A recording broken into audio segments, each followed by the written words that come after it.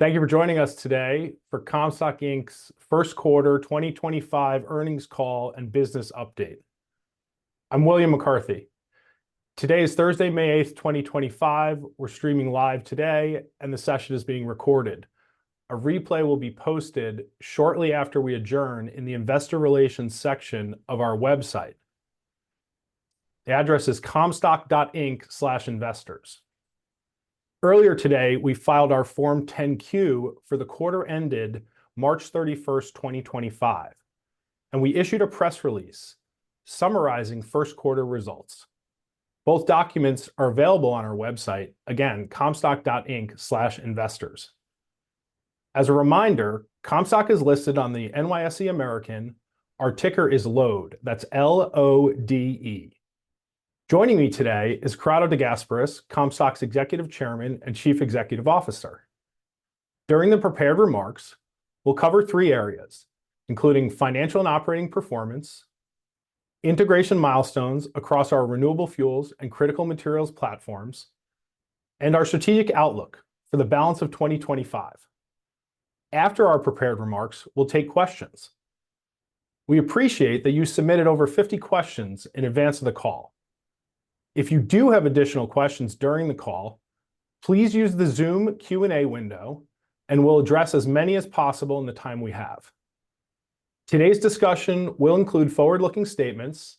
Actual results may differ materially due to risks and uncertainties detailed in our SEC filings. Full risk disclosures can be found in those documents available on the SEC filings page of our Investor Relations website at comstock.inc/investors.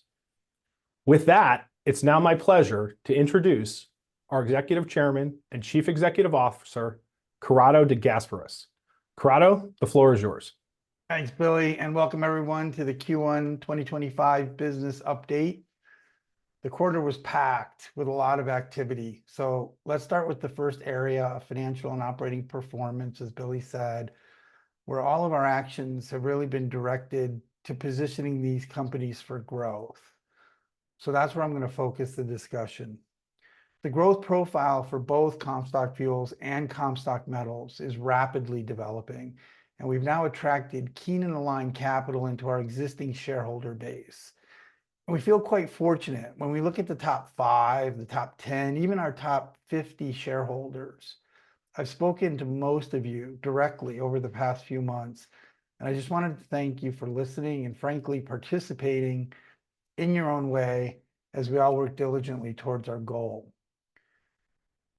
We're also engaged with some of the most sophisticated industry partners for technology like NREL, feedstock like Hexas, operations like Marathon, customers like RWE, offtake, again, like Marathon and many others, and with some now near final in their diligence on direct investments through the Fuels Series A, while we simultaneously explore deeper integrations and strategic transactions with these same companies.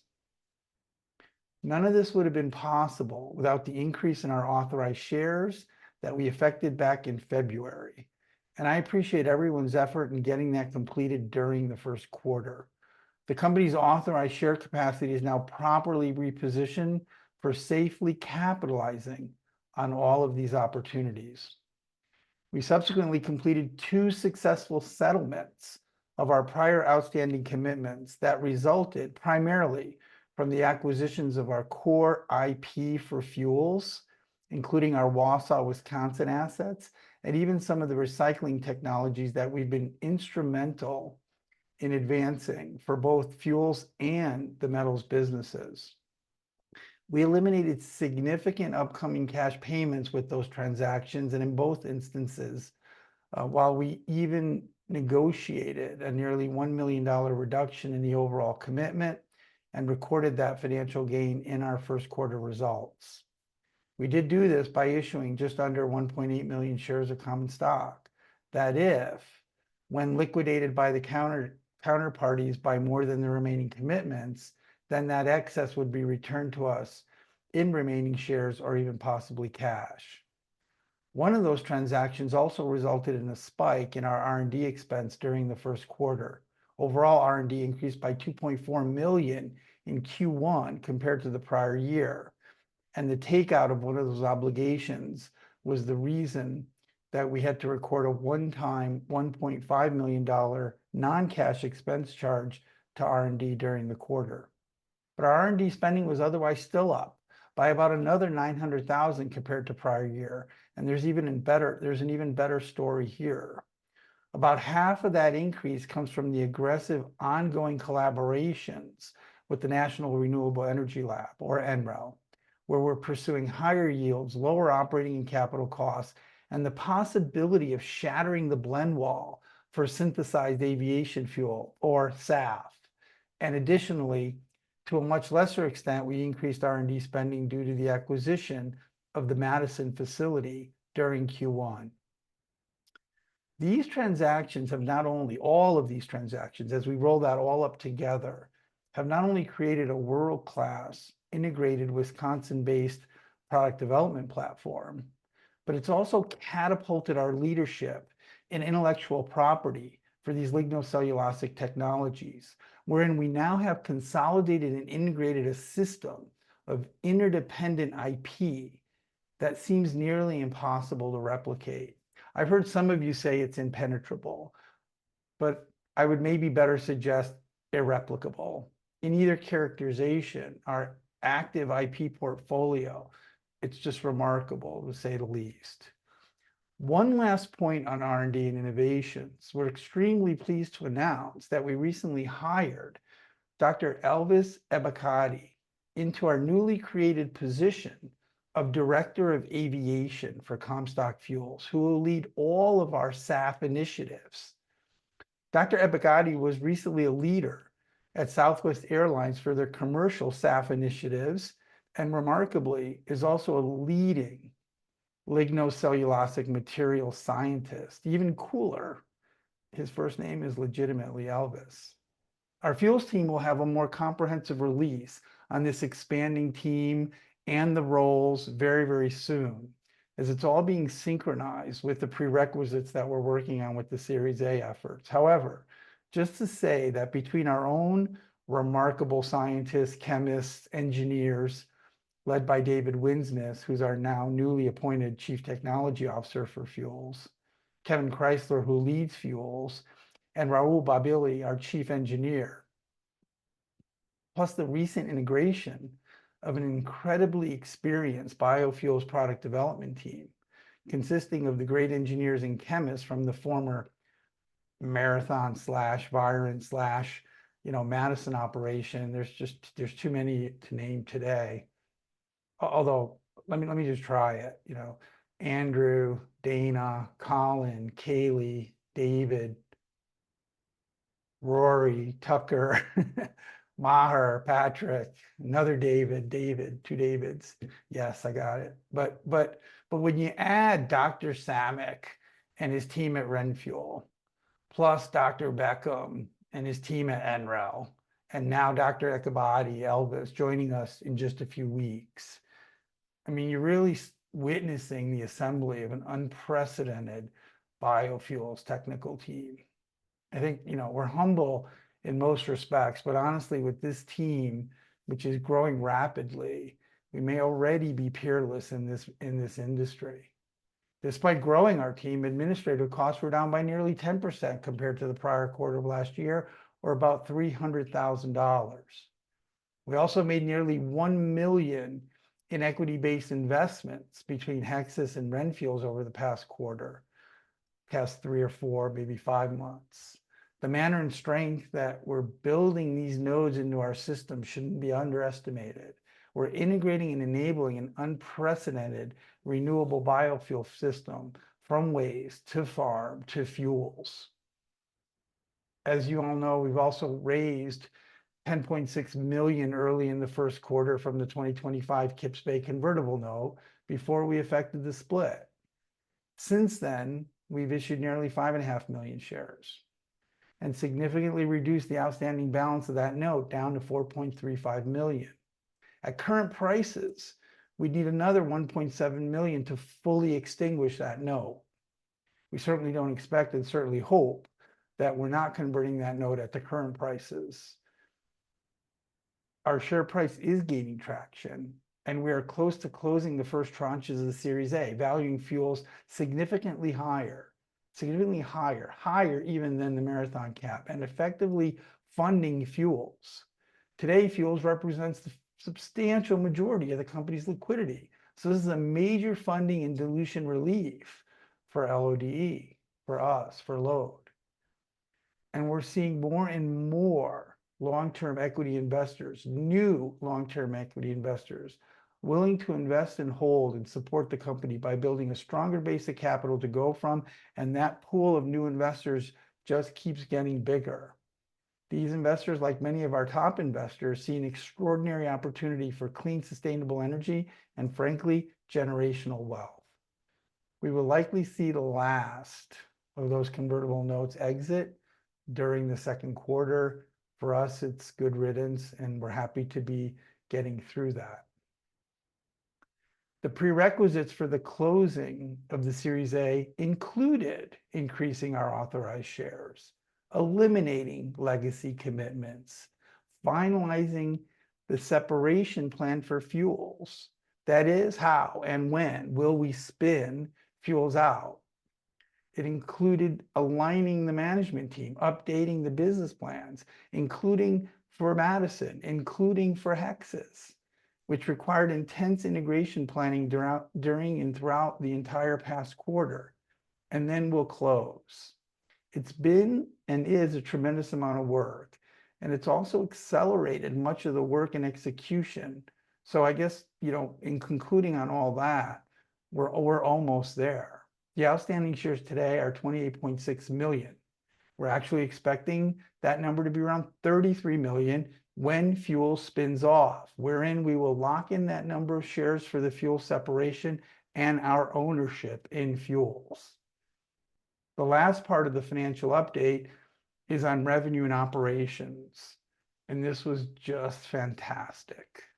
Comstock Metals revenue soared in the first quarter, where we received over 4 million pounds of recyclable material and invoiced 1.34 million in the quarter, as compared to just a little over 350,000 last quarter. This is nearly a fourfold increase and comes with the news that we entered into a master services agreement with RWE Clean Energy, with whom we are now partnering and partnered for the recycling, disposal, and decommissioning of RWE's solar installations. RWE is the third largest renewable energy company and it's the third largest renewable energy company with a tremendous Nevada and California footprint.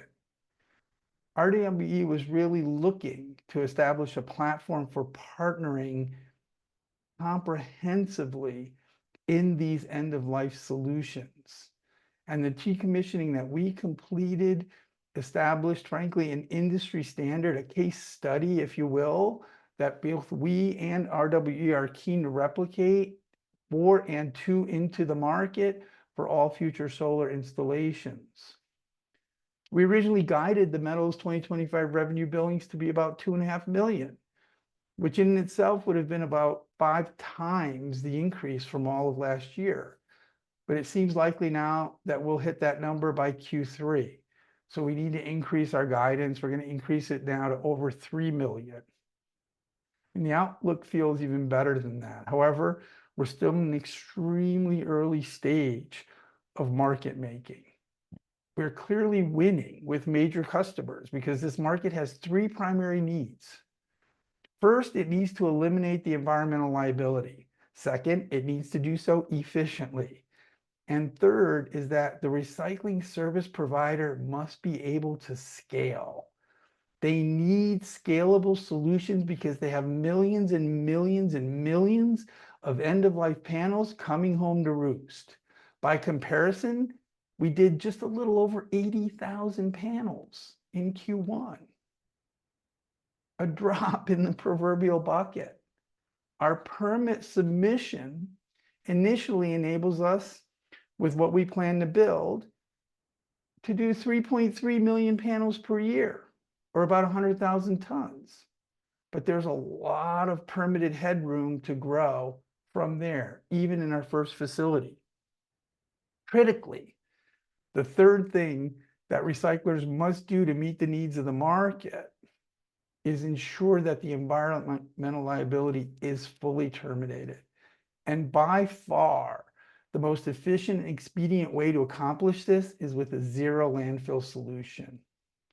As many of you have now just read, we are the only company in North America that is R2 certified, responsible recycler by the Solar Energies Industry Association, because after a full audit, we have demonstrated that our panel processing with our proprietary thermal methods produces 100% commodity ready products wherein all parts of the panel, including the glass, the aluminum, the fines, anything is fully recycled.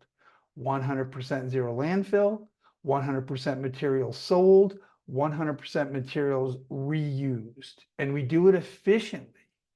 We have an extremely low cost operation. The biggest competitive issue in cost is transportation associated with the relative distance to transport the panels to the recycler. Even though we only have one facility today, we're currently winning business from coast to coast. For sure, we're winning in Nevada. For sure, we're winning in California, but we're even winning in Florida. We're winning in New Jersey and in Pennsylvania.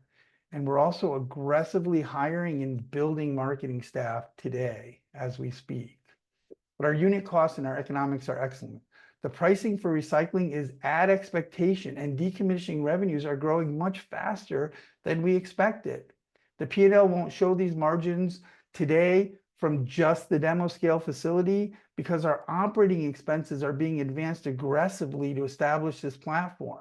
And we're focused on permitting, and we're focused on building, and we're focused on logistics and storage and market making. The facility is too small to absorb all that investment. However, at this pace, the year would still bring in net positive cash. We also installed additional scrubbing and air quality control systems during the first quarter that resulted in less processing, but much more receiving and storing. So we end up the quarter with about $750,000 in actual revenue in the P&L in Q1, but another $750,000 in deferred revenue. The cash guys don't distinguish between P&L and deferred. It's all cash, it's all billed, and all represents money coming into the company in the second quarter. At the full industry scale, we expect robust cash margins, consistent with any and all previous guidance. If anything, we're happier. We've also fully engaged, with the largest customers in the market. I'm talking well beyond RWE. We have at least 4 more master service agreements in progress. So as great as the RW success was, and it's just the tip of the iceberg, and it is great, it's just starting and it's just happening here with metals. Let me cover the rest of the milestones for metals and fuels, the second category that Billy referred to, and then we'll wrap it up with the outlook and go right into Q&A. In terms of the milestones, I've already covered the biggest Q1 achievements for metals, which was the securing of the RW business, the R2 certification, and the above expectation sales for the quarter. But let me also add that the facility has now operated for over 1 year. The R2 designation really provides our customers with a mature certified third-party assurance that we are the only true certified zero landfill solution. This notion of a silver mine that never stops producing is starting to come into plain sight for more and more of our stakeholders. For Comstock Fuels, it was also an incredibly productive quarter, wherein, if you can imagine, we closed on the strategic Series A investment with Marathon, likely valuing it at $700 million for the fuels business alone. This includes the acquisition of Madison, and we completed all planning for the integration of our 2 Wisconsin sites, Wausau and Madison. And we can now fully go from woody feedstock, which Madison could not do, to weekly barrels of fuel, which Wausau could not do, and together produce up to 2 barrels of fuel per week. Those plans are completed, they're fully integrated, the teams are on it, and we're working towards that, which will also allow us to advance our systems to TRL 7. We had targeted Oklahoma for TRL 7. We can achieve TRL 7 in Wisconsin while we work on pathway approvals, while we work on ASTM product specification approvals, all in advance of Oklahoma, and gives us a world-class platform for all product and process development activities. We also earned and received the first $1 million out of 3 total in incentive awards from Oklahoma's Quick Action Closing Fund by committing to Oklahoma, which we've fully done. The second tranche will be billed as soon as we select and commit to our first site, which we're now down to 3 remarkable locations and starting to negotiate the terms. We'll pick the best one. As far as I'm concerned, they're all 3 fantastic. It's going to be a winner. We're also executing our nearly exclusive license agreement with Hexas, and we finalized our plans for our first fuel farm with Hexas in Oklahoma. People are still digesting the implications of xanografts on our model as they start to understand that it can produce over 100 barrels of oil per acre per year when compared to corn that sits at only 10 barrels and soybeans that sits at 2 barrels per acre per year. We have effectively integrated the highest yielding perennial grown carbon with the highest yielding carbon processor. Please let that sink in. It's literally the carbon negative oil well that never stops producing. Despite the time that we spent closing Marathon, it was a lot. And the time spent integrating Madison, even more. And the time planning and integrating Hexas, almost as much this quarter. Most of our time has been spent advancing the Series A, and we're on track for closing this quarter. So let me wrap it up all now with the strategic outlook for the rest of 2025. First, with metals. Again, it's been operating its demo facility now for over a year, and last year we submitted permits for the first industry scale expansion.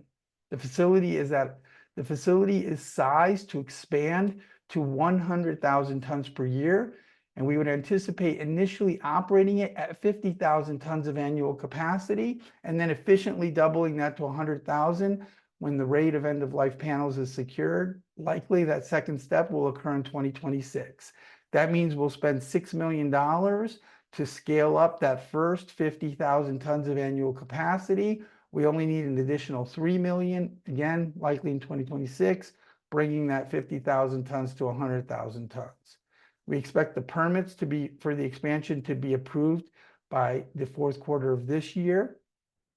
But as all that's happening, we continue working on securing these additional master service agreements. That is long-term agreements, strategic agreements, preferred partner agreements with the most meaningful national and regional customers, bringing in panels and bringing in cash flow. As we previously said, billable revenues were expected to be 6 to 8 times greater as compared to last year, or well over $3 million, with proportional future increases as we scale up the facility's capacity. Our expanded facility, running at 100,000 tons a year, would do 65 to 75 million in revenues and a whole lot of cash flow for a relatively very, very low capital investment. Let me turn to the outlook for fuels. The big objective here is standing up fuels as a separate, well-capitalized, renewable fuels business through a directly financed spin-out and ultimately a public offering, which means the biggest objective is closing on the Series A, and we're targeting at least 50 million in total and possibly more. The focus and funding will advance our objectives. Ultimately, Fuels is looking to deliver 200 million barrels a year, or over 8 billion gallons, by 2035. That is an incredibly ambitious goal, and it is precedented. It's been done before. It's been done in the corn ethanol industry. It's been done by others, and it's frankly, even smaller than what those other people had done, but it's big. We will also complete our site selection for the first biorefinery project in Oklahoma. That will include feedstock, that will include offtakes. That'll occur this year. And the site selection itself will come much quicker. We'll also begin securing additional and sufficient project level funding for that first facility. That's above and beyond and after the Series A is finished. We'll also execute additional revenue generating license and other commercial agreements that are already in the works. And while we expand our integrated Madison pilot production capabilities to up to 2 barrels per week of intermediates and fuels, we'll be doing that at the same time because each of these projects are now staffed with dedicated teams working in a coordinated and scheduled manner. We've got a lot going on and it's all happening. We are also, from a corporate perspective, still working very hard on monetizing the rest of the portfolio. And we've got a lot of questions that came in from a mining perspective. We could not be happier with what's happening finally in the mining sector. But our corporate objectives for this year absolutely include monetizing that legacy real estate and the non-strategic investments for over $50 million. This has been painfully slow, but we are moving forward. We are fully engaged. Nothing is being held back. And it's actually got much more active as of late. The rapidly rising industrial silver demand, primarily driven by solar, and the ongoing geopolitical concerns have also created an incredible run-up, unprecedented run-up in gold and possibly greater setup for silver prices over the next several years. And we're seeing significant increases in strategic and financial interest in our mining assets for many things, either investing, acquiring, partnering. It's been a flurry. It seems like it's been a flurry. It's kind of remarkable. It didn't even start until gold hit like 3,000, 3,100. But it's becoming more macro now. We're seeing it across the board. The market for juniors, has literally been dead for a decade. I can tell you that from experience. I've been here for the entire 10 years since 2015 when it just dropped off and died. It's 2025 and it now seems to be awakening. Our historic world-class Nevada-based mining assets remain fully permitted, remain very well positioned for any type of expansion and monetization, but they're not taking precedent over metals and fuels. So we're getting inquiries. We'll see what they translate into. We know what our resource in the ground is. We know that it can get bigger, but we don't have a gun to our head for those assets. So just to summarize, we're actively attracting some of the most advanced, capable, well-capitalized, and innovative enterprises into our system, into our network, into our solutions. The Series A for fuels will be the next most tangible evidence that both unlocks tremendous value and positions the spin out of Comstock Fuels that creates two very high-growth companies, Nevada-based metals and mining company and an Oklahoma-based fuels company. It's what we outlined in our shareholder letter in January, and it's what we're doing. So Billy, I'm good there. If you'd like, we can turn to the questions. Excellent. Certainly a lot to unpack there, Corrado, and we're getting a lot of questions coming in. I mentioned at the top of the call, we received over 50 questions before the call. Let's try to tackle as many as we can. There's a lot of common themes we're seeing consistently through these questions. So I've tried to combine them together and try to hit a couple points that seem very important to the people listening. I know you just covered it, but just back on the mining and the resource assets, maybe we could just lay out one more time, like what the plan and the timetable really for restarting or monetizing those assets. And then just one more time, like how do you think the macro conditions and how are they affecting our decisions on that, I think is what people really want to know. Yeah, it seems, look, everyone's bullish on gold. Gold's currently, well over $3,300 an ounce. What happened was, and it's remarkable to me, Like there was literally a quarter or 2 quarter delay in the macro equity markets responding to the majors. I mean, Barrick and Newmont had to post like 51, 52% gross margins for people to start investing. And then you think Warren Buffett, started investing in Barrick a couple of years ago. So, everyone is slow to the till, when it comes to these mining plays. The junior miners and now every analyst is just screaming that the junior miners are undervalued. Junior miners are undervalued. They're dirt cheap. We don't feel we have 1 penny in our valuation, relating to our mining assets. And we're experiencing significant inbound inquiry from many, many parties and Canadians too, believe it or not, right? So we're getting a tremendous amount of inquiry. We're actively evaluating the options. Billy's doing a bunch of work. These are like special projects for us. We cannot allow Fortunato and the metals team, we cannot allow Kevin, David, and the fuels team to be distracted. Okay. We're evaluating them, we're assessing them. I think something's changed, like something's different. Okay. Capital is starting to repool, not to mining, to junior mining. Okay. That's the big change. Okay. We also went back to the till with our Mackey deal. Interestingly, it wasn't fully closed out, and we're negotiating a higher price because it's warranted. So I think I want to temper the expectations because we're going heavily, with fuels and metals. However, we're going to have to allocate some resources to this because it's too strong. Excellent. Let's turn to metals for a second, and maybe you could just break down as clear as possible, like projected timeline for the expansion we're doing, the milestones, permitting, financing, construction, and take us to the first revenues for the new facility. Yeah, thanks for that. There was so much happening with metals. I love the question to just be able to summarize it a little more succinctly. So look, we are right in the middle of a permit for expanding the storage. So I'm going to just jump right out and say in Q2, we're going to get a permit to expand significantly the storage that we have.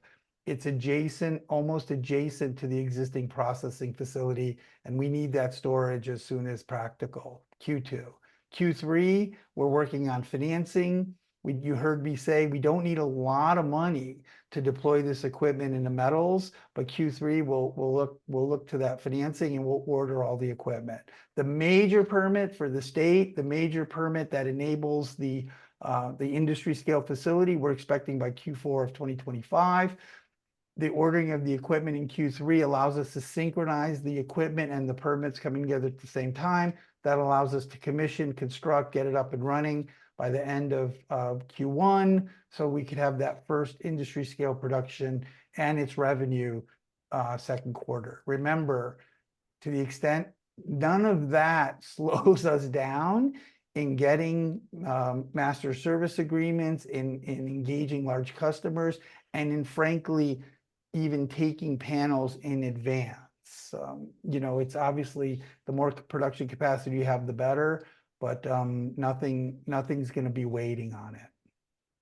That's great. I hope that helps clarify for everyone. Let's do something similar for fuels, but let's think about, milestones 25, 26, 27, sort of through the activation of the commercial facilities, both the, demonstration facility and our full scale deployments, including the stuff with the licensees overseas. Yeah. Right. I think the real gist here is like, what are those milestones that get us to meaningful revenue and cash flow in Comstock Fuels? Yeah, no, good. Let me try that. So just recapping quickly the 2025 ones, right? Comstock Fuels spins out Series A for at least 50 million, Oklahoma site selected, final engineering for that same Oklahoma site, integrate Hexas into a demo farm in Oklahoma, get that fuel production coming out of Madison, and that's great, but alongside all of that, we're going to have many additional commercial supply agreements, commercial supply chain partners, be it for feedstocks or offtakes, including Marathon's offtake agreement, and more. We're going to have off takes with Elvis coming on board, with the work that David and Chad had already been doing. We're going to have more off takes, not just for Bioleum and the oils, but for the sustainable aviation fuel. We're going to pool a monster amount of off take for sustainable aviation fuel. We're going to have additional international licenses, including locations like South America and Africa and Asia. So we expect to see all of that occurring, here. This is 2025. But then there's a whole nother segment of the market when you talk about revenue that we have hardly talked about. Internally, we refer to it as integrations, but we expect to see meaningful, quote unquote, integrations of our solutions into other existing operations, like pulp and paper mills, sugarcane mills, even now with the ability to have your own purpose-grown crops like a Hexas, corn ethanol mills. So you're going to see us selling solutions that enhance pulp and paper revenue, enhance sugarcane revenue, expand yields, lower the cost of feedstocks. Our solution is extraordinarily versatile, and it can integrate into other existing operations.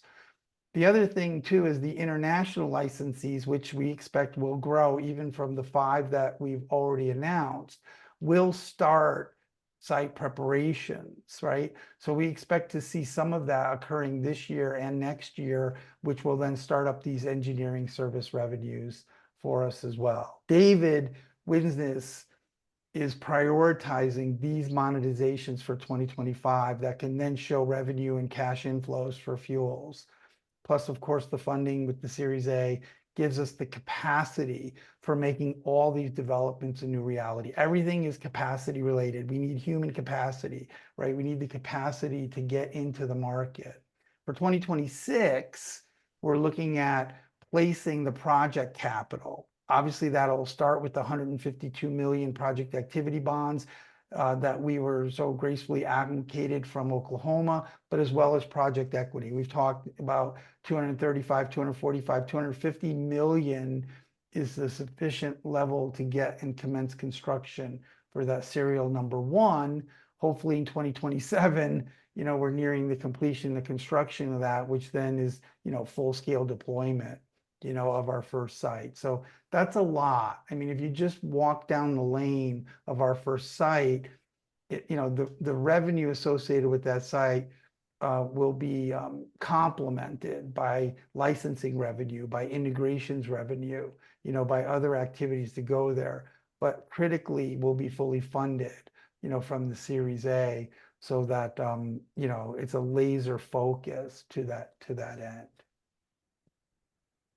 Great. Look, I think this next question extends out of that, right? It generally starts with a comment about the Series A and how we're going to be funding fuels and a positive response to it. And the question is, how are we thinking about the growth of the other businesses, funding everything else, limiting dilution? Are we thinking about similar models? Are we engaging bankers? Maybe just walk through the general thought process. Yeah. Well, first and foremost, we'll be engaging bankers for fuels, right? We'll be engaging bulge bracket banks, really, really sophisticated institutions to help us with that, the deployment of that project activity bond, 152 million, plus the project equity associated, with that first facility. However, we'll have the same view. It's on a much, much smaller scale.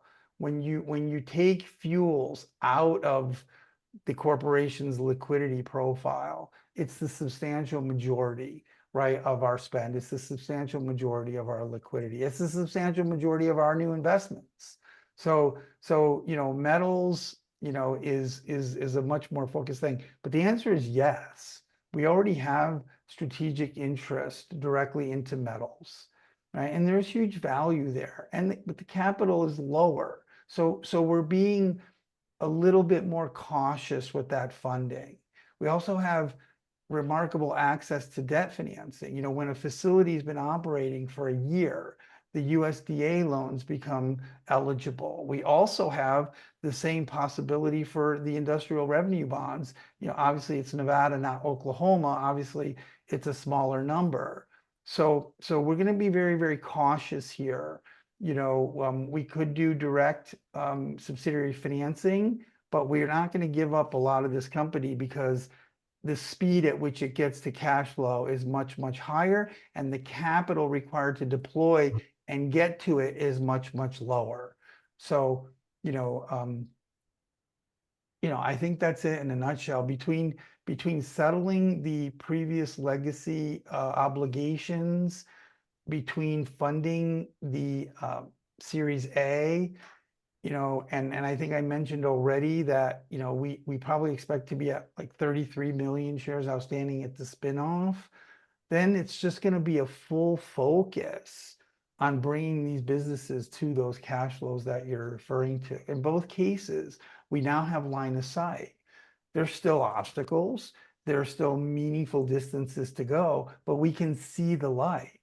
We can see the light. So I just want to repeat, we don't want to use those convertible bond structures. We want to focus on fundamental long-term equity investors, equity partners across the board. Guess what? It's already happening. Some of our largest investors have already approached us and said, don't do any converts. If you need a little capital, we'll be there for you. We see you getting to the light, right? So I guess, that's nice. I mean, it's more than nice. It's deeply appreciated. But we're also mature enough now with this progress that more people are paying attention, more opportunities are evolving, and I'm going to tell you that even though people generally talk about, fuels as the 800-pound gorilla, I don't know what that makes, metals a little monkey or something. It's ridiculous because both of these businesses will be in the billions of dollars of valuation and sooner, not later. So it's beyond massive. The overall addressable market for fuels is staggering. When you talk about the TAM for fuels, it's staggering. It's beyond massive. But so is solar. I mean, the sheer magnitude of solar panels that have already been deployed, the hundreds of millions, the billions of pounds have already been deployed. And then the growth of new deployments. I mean, I can't honestly imagine two better markets or two better positions to be in than we are right now. Excellent. You talked a lot today about the team that we've built across all these businesses. And I think a lot of people want to know, what are we doing from a strategic, what tools are we using to ensure alignment between the senior team, the operational management team at the different subsidiaries, and our shareholders, and most importantly, maintaining that alignment as we grow here very rapidly over the next few years? That's good. That's a good question. So, look, our model's evolved like tremendously over the past 4 years. And when you think about it, right, just keeping this team together through so many, difficult achievements, right? When you're talking about moving up the TRL scale, it's not for the faint of heart. Okay. So, and when you contrast to that, look, we know that we started this thing, with a small, public company, and I think that there's positives and negatives to that. I think net we've seen much more net positives, and I think the reason that there's much more positive is I look at our top 20 shareholders, I look at our top 40 shareholders, I look at our top 100 shareholders. These are not necessarily typically the type of stakeholders that get to invest in this kind of opportunity. So to me, it warms my heart. From a management perspective, I don't think we've gotten any equity compensation. I know I haven't gotten any equity compensation, but there's no equity compensation. And I think people have already seen when we brought, both these teams are not only entrepreneurial, they're founders. Fortunato is the inventor of these technologies. Kevin, Billy, Raul, these guys are the inventors of these technologies. And there's a few more people in there, Raul, Mike Rebo, all these folks listed on the patents decades ago. Okay. These are people who are engaged in what I would call their life's work. And if you look back at our disclosures, when we combined Fortunato's technology into our recycling scheme, he had the ability to have an interest of up to 20%, of the subsidiary. So everything's flowing now from like a subsidiary level context, which means it's performance based, which means, if this thing hits the billions and billions and billions, like everybody, is going to be happy. We ended up rescinding that original agreement. I got a lot of questions about it, and I didn't answer any of them because it wasn't appropriate to do so. When you're talking about someone's specific compensation and it wasn't finalized yet. But anyway, we rescinded the original agreement because it wasn't tax efficient. And what we're doing now is we're reconstituting those types of agreements, both for metals and fuels, so that we have tax efficient, performance-based equity alignment that's going to unlock billions and billions of value. This is actually one of the major prerequisites of the Series A investors. It's like you're literally like in a venture capital mode where Comstock is the seed investor. Now you're going to Series A, you're bringing in sophisticated investors. You got to check the boxes. How's the tech? Check. How's the balance sheet? Check. How's the management team? Check. Okay. So we put meaningful performance-based subsidiary level equity incentives in place. We're looking to finish all of this work here in May. And I think we've previously said it, but if we haven't, we would like to give specificity around all of this by the annual meeting, which is coming up here, at the end of May. So I wasn't expecting to talk about this, but I'll tell you that I just want to repeat, these management teams, right? They're not common. And what's happening now is as we engage companies, Marathon's different, like it's an 800-pound gorilla, it's a monster. But when you start engaging companies like RenFuel, you start engaging companies like Hexas, you start engaging, there's many, many more. And you find a common founder slash entrepreneurial slash people who are purpose driven, that means like they're fully dedicated, they're relentless, right? You need to have not strong alignment. Strong alignment feels squishy to me. You have to have laser sharp, absolutely forged in steel alignment. If you want to create something, if you want to achieve something that's never been done before. And I'll tell you, if people ask me, what are we most proud of? Because I've been through experiences like this. Heads typically explode. Alignment, emotionally, philosophically, strategically, operationally is very, very difficult to forge to that level of precision. We've done it here. We've done it here. And that's why I think if there's any reason that people would say, why is the Series A going to happen? Right? It's because of that. The technology, yeah, it's prerequisite. A guy like Elvis, who's like, as an advanced lignocellulosic material science as anyone else that we know, obviously is going to check the tech before he wants to join a company like ours. But I think that's a prerequisite. I don't think that's the closer. The closer is the team, the way we work together, and how, is this train going to get to the finish line? Because I don't want to get on a train that isn't going to make it to the finish line. There's got to be sufficiency, and we have it. So, yeah, sorry, I probably went off center a little bit with that question, but I appreciate it. No, it's all good. We're running short on time, but we're getting a lot of really good questions. Could we do a little lightning round and try Absolutely. to hit a couple of these quickly? For sure. You Yeah. mentioned the patent portfolio. I don't know if you want to say anything about it. A lot of people have been asking about the recent publishing of some of our patents, Yeah. including one for the production of graphite, given your background running the largest Yeah. industrial graphite Yeah. supply chain for many years. Yeah. Um, Very Quick good. thoughts? Yeah, absolutely. So firstly, one of the first things that we did in 2021, going into 2022, was file, and ensure, right, that all of the interdependent activities that had occurred over the last, the previous 4 or 5 years, we put into what we were almost calling like an umbrella patent, right? That one was just recently approved. It was sort of the one that really gave a lot of these inquiries from the market sort of popping up. Oh, look, the patent's being approved, the patent's being approved.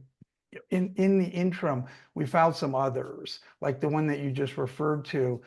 We would think of that one as an adjacency, right? There's a lot of discoveries that are happening in these carbon-based realms that when we stumble onto something, or when we identify something that's new, that's novel, we'll file a patent to protect it. But in that second case, it's like an adjacency. It's remarkable, frankly, but it's not part of our current plan of commercialization, and it would be a drift to our focus. We can't allow that, right? So it should be viewed positively, right? It means that, we're because sometimes when you're working on something and you're trying to solve a specific problem, you unintentionally solve three or four, or you just surface three or four novel things that have never been discovered or mentioned before, so you protect them. So we have both. We have both. Great. Let's do a quick, there's a question on Hexas. Given that the xanograss and other energy crops improve soil health and sequester carbon, is Comstock evaluating opportunities to monetize this through carbon credits or regenerative farming partnerships or other environmental incentive programs to create additional revenue streams? Yeah, good question. So first of all, let's emphasize that, the xanograss and the xanofibers are not just remarkable from a yield perspective, right? They're perennial, which means that, they're planted once, and then the root systems sequester carbon tremendously, also enriching the soils. So they don't only they don't only function or can function at more than acceptable yields in marginal lands. They actually work to improve those lands over time, which is remarkable. They require sunlight, but relatively less water. So you have something extraordinary here, which is going to allow you to create oil wells in currently non-productive lands, in currently non-productive areas. So monetizing even feedstock solutions, let's say, even, if you're looking at a corn ethanol situation where they're paying exponentially more for their feedstock and getting materially less for their, molecularly identical ethanol, then we can have a feedstock solution. We can have an agricultural solution. We can monetize that. We could also monetize those carbon attributes that you just described. So I would put the integrations part, if it has anything to do with selling a solution into an existing infrastructure, it's a priority for us. It's a priority for us because we can deliver it today. If it has to do with secondary or tertiary potential benefits, even carbon credit monetization, for an example, it's on our plan, but it's not immediately the thing that's right in front of us. So Very good. I hope that helps. Okay, I think we're coming up on time. We've covered a lot of questions, and your prepared remarks covered a lot of stuff too. I'll just say to everyone, if we didn't get to your question, definitely send it to me at ir@comstockinc.com, and we're going to do our best to either respond directly, or maybe what we like to do more these days is post a response on X, either Comstock or Corrado's account. If anyone's not following us on X, the company account is at Comstock Inc. You should definitely follow us. We're trying to put a lot more content up there in real time. Corrado, before we wrap up, why don't we give you the floor to give us some final thoughts and please be sure to recap all the major catalysts coming up the remainder of Q2 and the rest of 25. Okay, for sure. So let me go rapid fire on the catalysts coming up for Q2 and 25. So fuels, right? We got site selection, we got bulge bracket bankers for the bonds, we got the first Series A shoe dropping, strong valuation, spin out plan for fuels, very big, all the details, offtake agreement for fuels, Marathon et al., et cetera, strategic offtakes in addition to that, and feedstock agreements, licensing up and down the supply chain, monetization for integrations that's primarily focused as new revenues in the United States, and would result in revenues pre-Oklahoma, and then the production coming out of Madison. It's a lot. That's all this year. That's all coming soon. For metals, county permit for expanding the storage, more strategic customer for fuels, those MSAs, higher revenues, state permit for industry scale, capital and equipment for industry scale, corporate land sales, potential monetization or capital for mining, higher silver prices for sure. And then lastly, I guess just looking forward to updating everyone on May 22nd, at our annual meeting. I guess I would just throw in, please vote your proxies as soon as practical. We're already well above a quorum, so we're in a smooth zone here, but we'd love to get as high a turnout as possible, as always. So for me, I want to just thank everybody. This would conclude our first quarter 2025 business update and earning call.